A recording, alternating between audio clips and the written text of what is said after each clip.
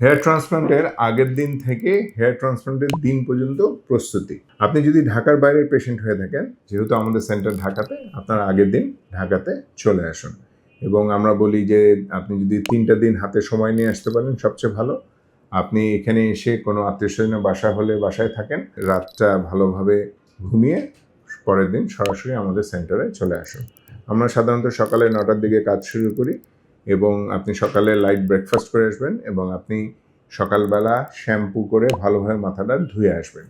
আরেকটা জিনিস হচ্ছে, আপনি যে জামাটা পরবেন মনে রাখবেন গেঞ্জি টাইপের, যেটা মাথার উপর দিয়ে খুলতে হয়, এই ধরনের জামা পরে আসবেন না, যেটা শার্টের বাটন দিয়ে খুলতে হয়, কারণ আমরা যখন হেয়ার ট্রান্সপ্লান্ট করে দেবো তখন ওই গেঞ্জিটি আপনি উপর দিয়ে পরা বা খোলা আপনার জন্য ডিফিকাল্ট হবে। সুতরাং বাটন সহ এরকম জামা পরে আসবেন এবং হাতে সময় নিয়ে আসবেন।